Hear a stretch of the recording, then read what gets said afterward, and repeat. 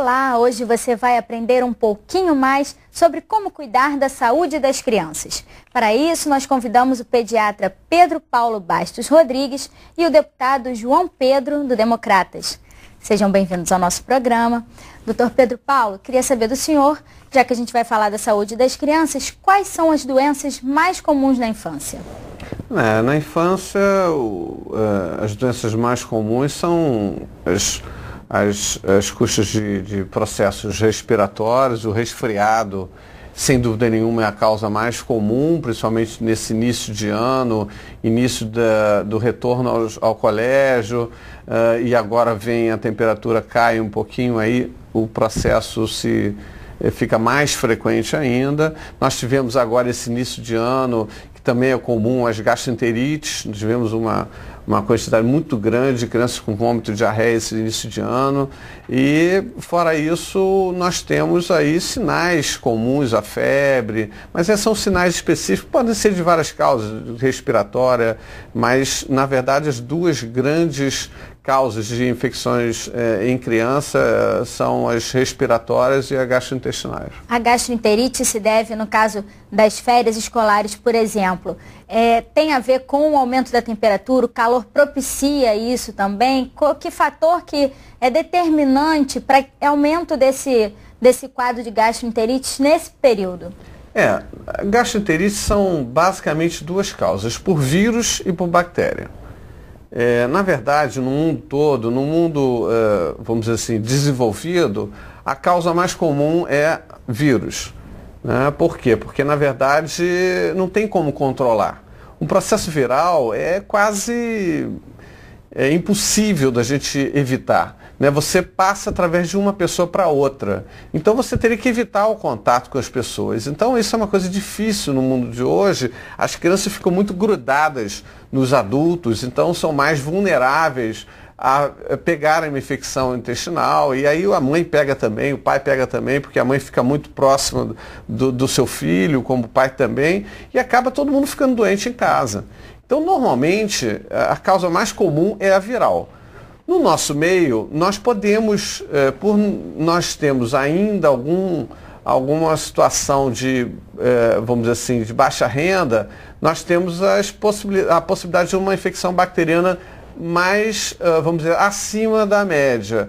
Porque, na verdade, é necessário, para controlar esses processos, uma boa higiene, né? Saber que tem que lavar as mãos. Uma coisa elementar, mas infelizmente isso é uma realidade. Muita gente não tem hábito.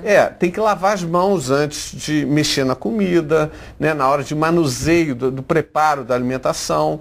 Então isso é uma coisa extremamente simples, mas que infelizmente a gente vê as pessoas às vezes, por falta às vezes de informação, mexendo na comida sem o mínimo de cuidado que é a limpeza das mãos. Isso já evitaria em grande parte os problemas de infecção intestinal às custas de bactéria.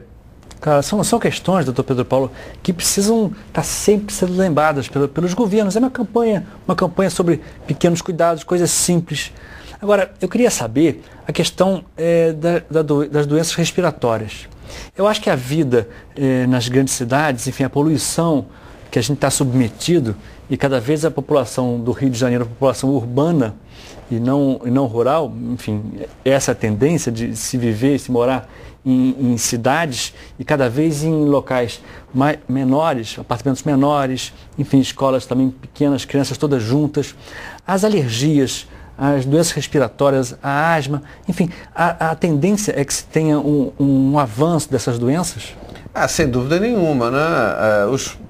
Toda vez que hoje em dia, a gente sabe que a asma, ela, na verdade, o primeiro processo, ela não é desencadeada por poeira, mofo. A primeira crise normalmente começa com uma infecção. Certo. A partir daí, o organismo fica sensível e aí passa o contato com esses poeira, mofo. Nós vivemos numa cidade muito úmida, então isso favorece a proliferação de mofo.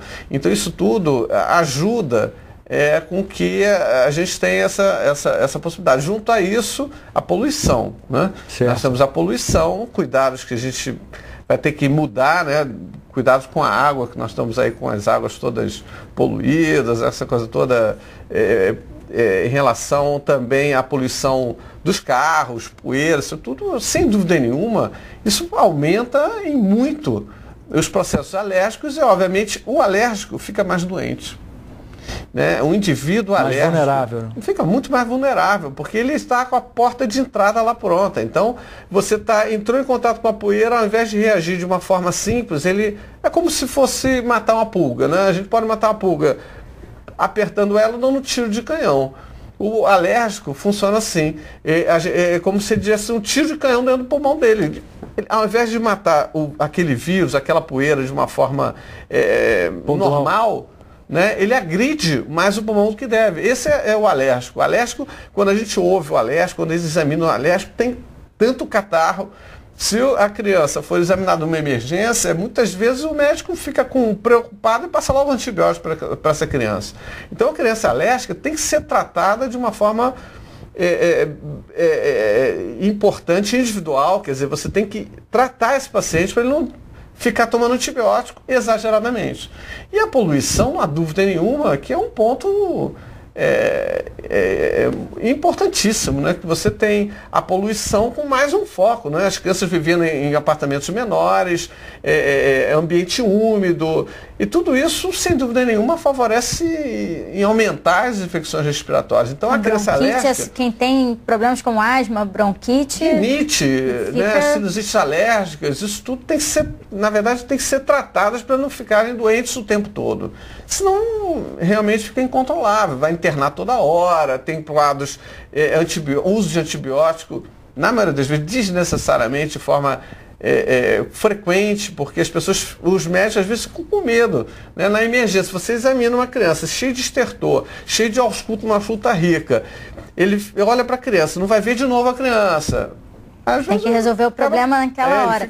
E é um problema essa questão do antibiótico, porque gera uma resistência também no organismo dessa criança e ela fica dependente dessa química eternamente. Né? E acaba criando resistência. Na verdade, a gente sabe que quando a gente toma um antibiótico, a gente tem bactérias dentro da gente. São bactérias normais, né?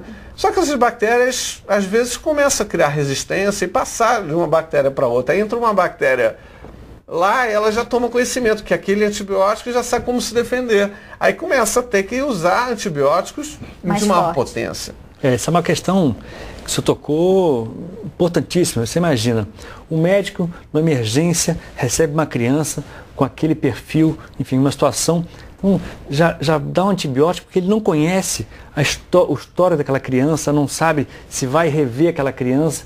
Enfim, é preciso um esforço muito grande para que a gente tenha atendimento, enfim, das pessoas pelos mesmos médicos, talvez o programa de saúde da família, enfim, ter um tipo de lastro para o médico ter tranquilidade. Então, muitas vezes não usar um antibiótico para uma criança que não precisa, que possa ter ali o histórico daquela criança. Por isso que nos bairros é preciso ter uma rede de atendimento próximo para se ter o histórico. E aí, doutor, fica bem mais fácil